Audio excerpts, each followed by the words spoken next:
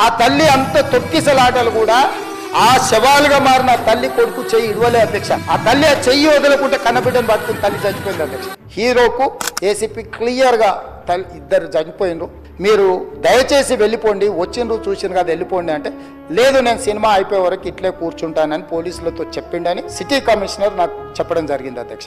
నీకేమైనా చెయ్యి విరిగిందా, లేకపోతే కాలు విరిగిందా, లేకపోతే కన్ను పోయిందా? ఎందుకని ప్రతి ఒక్కరూ నిన్ను పరామర్శించడానికి వస్తున్నారు? అసలు నువ్వు మనిషివేనా? నీకు మానవత్వం అనేది లేదా? నీకు డబ్బు పైన ఉన్న పిచ్చి ప్రజల ప్రాణాలపైన లేదా? అసలు నీకు బాధ్యత అనేదే లేదు. హాస్పిటల్ పాలైన చిన్నబాబు ఎలా ఉన్నాడో కూడా చూడని నీకు నీతులు మాట్లాడే అర్హత లేదు. అలానే నీకు సపోర్ట్ చేసే ప్రతి ఒక్కరికి బుద్ధి లేదు. అలానే ఇక నుండి మూవీస్ చేసే ప్రతి హీరోస్కి కాదు ప్రతి యాక్టర్స్కి ఇది ఒక పెద్ద గుణపాఠంగా మారాలి. అల్లు అర్జున్ని అసలు వదిలిపెట్టే ఛాన్సే లేదు. అల్లు అర్జున్ తగిన మూల్యం చెల్లించక తప్పదు అని చెబుతూ రేవంత్ రెడ్డి గారు నిన్న జరిగిన అసెంబ్లీ మీటింగ్లో మూవీ ఇండస్ట్రీ మొత్తానికి రేవంత్ రెడ్డి గారు గట్టి వార్నింగ్ ఇచ్చారు. Hello guys, Allu Arjun topic మొత్తం సైలెంట్ అవుతుంది అనుకునే సమయంలో మళ్ళీ ఇంకా కాంట్రవర్సీగా మారిపోతూ వస్తుంది.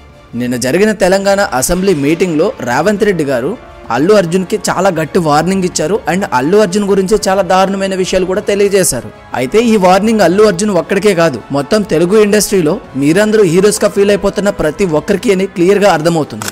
అసలు ఏం జరిగింది, రేవంత్ రెడ్డి గారు అసెంబ్లీ మీటింగ్లో ఏం మాట్లాడారు, అలానే ఎందుకు అల్లు అర్జున్కి మరియు రేవంత్ రెడ్డి గారికి మధ్య మళ్ళీ కాంట్రవర్సీ మొదలైంది, ఇవన్నీ కూడా ఇప్పుడు మీకు క్లియర్గా తెలియజేస్తాను. దయచేసి వీడియోని స్కిప్ చేయకుండా చివరి వరకు చూడండి. అల్లు అర్జున్ వలన ఒక ఫ్యామిలీ అన్యాయం అయిపోయిన విషయం మీ అందరికీ తెలుసు. అలానే ఒక ఆమె అక్కడ జరిగిన తొక్కిసలాట్లో మరణించిన విషయం కూడా అందరికీ తెలుసు. అయితే ఇది జరిగిన 3 రోజుల తర్వాత అల్లు అర్జున్ ఒక వీడియో రిలీజ్ చేసిన విషయం కూడా మీ అందరికీ తెలుసు. ఇక అదే టైంలో ఆ వీడియోలోనే అల్లు అర్జున్ ఫేక్ ప్రామిస్లో ఎన్నో చేశారు, అలానే ఎన్నో అబద్ధాలు కూడా చెప్పారు. ఎందుకంటే ఏదో ఒకటి చెప్పేసి బయటపడిపోవాలి అని ఎన్నో ప్రయత్నాలు చేశారు అల్లు అర్జున్ గారు. మన వీడియోలో నేను ముందే చెప్పాను, అల్లు అర్జున్ చేసిన ప్రతిదీ కూడా ఫేక్ ప్రామిస్ అని, అలాగే ఆయన చెప్పేది ప్రతిదీ కూడా అబద్ధం అని. కానీ ఎవరూ నమ్మలేదు. కానీ నిన్న జరిగిన అసెంబ్లీ మీటింగ్లో రేవంత్ రెడ్డి గారు అల్లు అర్జున్ చేసిన దారుణాలన్నీ చెప్పుకొచ్చారు. అవేంటంటే పాయింట్ టు పాయింట్ చెప్తాను, దయచేసి క్లియర్గా వినండి. నెంబర్ 1, అల్లు అర్జున్ని కానీ అండ్ వాళ్ళ టీంని కానీ ఈ సంధ్యా థియేటర్కి రావద్దు అని చెప్పాము, బట్ వచ్చారు. కానీ వాళ్ళు వచ్చినట్టుగా థియేటర్లోకి వెళ్ళి మూవీ చూడకుండా అక్కడ 3 కిలోమీటర్స్ దూరం నుండే కార్ యొక్క ఓపెన్ టాప్ ఓపెన్ చేసి చేతులు ఊపుకుంటూ వచ్చాడు. అండ్ ఆ చుట్టుపక్కల ఉన్న ప్రతి ఒక్కరిని కూడా సంధ్యా థియేటర్కి వచ్చే విధంగా చేసేసాడు. అండ్ ఈ చుట్టుపక్కల ఉన్నటువంటి 7 థియేటర్స్లో ఉన్న ఫ్యాన్స్ అందరినీ కూడా అక్కడికి వచ్చే విధంగా చేశాడు. దానితో అక్కడ తొక్కిసలాట జరిగింది. ఒక ఫ్యామిలీ అన్యాయం అయిపోయింది. ఒక ఆమె మరణించగా ఒక బాబు మాత్రం కోమాలోనికి పోయాడు. నెంబర్ 2, ఇలా ఆమె మరణించే సమయానికి అల్లు అర్జున్ లోన మూవీ చూస్తున్నాడట. వెంటనే లోనికి వెళ్ళిన ఏఎస్పీ అంటే పోలీస్ ఆఫీసర్ లోనికి వెళ్ళి అల్లు అర్జున్ గారికి మీ వల్ల ఒక ఆమె మరణించింది, మీరు వెంటనే ఇంటికి వెళ్ళిపోవాలి అని చెప్పినా సరే అల్లు అర్జున్ అస్సలు లెక్క చేయలేదట. కాసేపటికి ఇంకా క్రౌడ్ని కంట్రోల్ చేయలేక మళ్ళీ పోలీస్ వెళ్ళి మీరు కనుక ఇప్పుడు ఇంటికి వెళ్ళకపోతే మిమ్మల్ని స్టేషన్కి తీసుకువెళ్లాల్సి వస్తుంది అని గట్టిగా అనేసరికి భయపడిన అల్లు అర్జున్ వెంటనే ఇంటికి వెళ్ళిపోయాడు. అంతా బాగానే ఉంది. నెంబర్ 3, ఇక్కడ అల్లు అర్జున్ ఇంటికి వెళ్ళిపోయేవాడు డైరెక్ట్గా ఇంటికి వెళ్లకుండా మళ్ళీ మానవత్వం అనేది లేకుండా, ఒక ఆమె తన వలన మరణించింది అనే ఒక ఆలోచన కూడా లేకుండా థియేటర్ నుండి బయటకు రాగానే కారు ఎక్కి మళ్ళీ ఓపెన్ టాప్ ఓపెన్ చేసి మళ్ళీ చేతులు ఊపుకుంటూ అక్కడున్న వారందరినీ రెచ్చగొడుతూ ఇంటికి వెళ్ళాడట. ఆమె మరణించిన విషయము అలాగే ఇంత జరిగినా సరే ఏమీ తెలియని శుద్ధపూసలా 3 రోజుల పాటు రెస్పాండ్ కాకుండా ఉన్నాడు. కానీ సోషల్ మీడియా ప్రెజర్ ఎక్కువ కావడంతో 3 రోజుల తర్వాత రెస్పాండ్ అవుతూ ఒక వీడియోని రిలీజ్ చేశారు.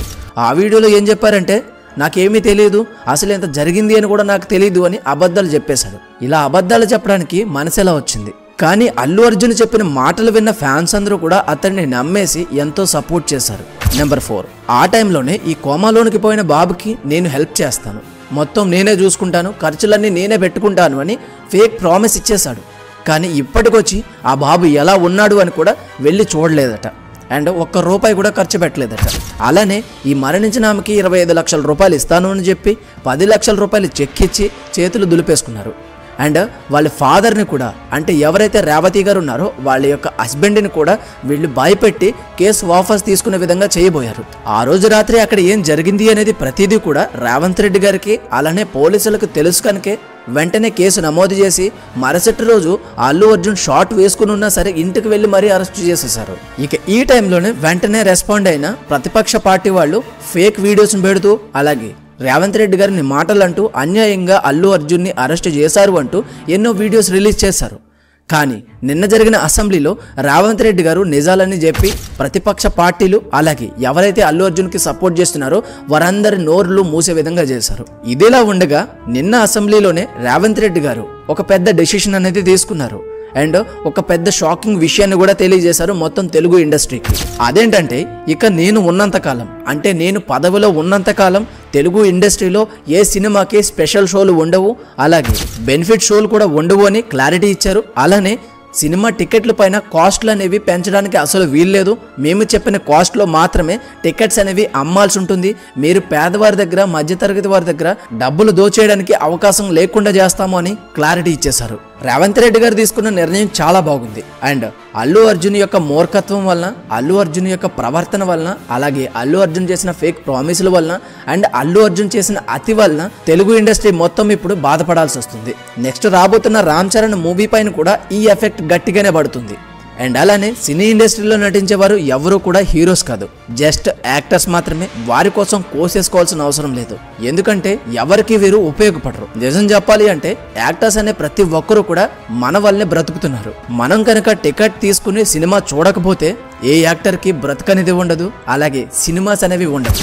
అయితే నేను ఇక్కడ అల్లు అర్జున్కి వ్యతిరేకం కాదు, ఆయన ప్రవర్తనకి ఆయన యొక్క అతికి అలాగే ఆయన యొక్క ఫేక్ ప్రామిసెస్కి అలాగే ఆయన చెప్పిన అబద్ధపు మాటలకి మాత్రమే వ్యతిరేకంగా ఉన్నాను. ఆ ప్లేస్లో అల్లు అర్జునే కాదు ఏ యాక్టర్ ఉన్నా సరే ఈ విధంగానే రెస్పాండ్ అవుతాం.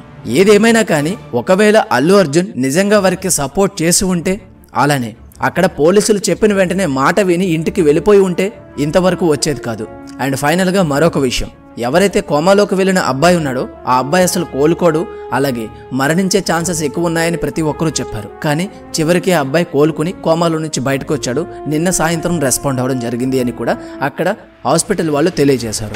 అండ్ అలానే రేవంత్ రెడ్డి గారు తీసుకున్న డెసిషన్కి ఎంతమంది సపోర్ట్ చేస్తున్నారో దయచేసి కామెంట్లో చెప్పండి. అలాగే అల్లు అర్జున్ పట్ల మీకున్న అభిప్రాయం ఏంటో కూడా కామెంట్లో చెప్పండి. ఈ వీడియోకి ఇంతే.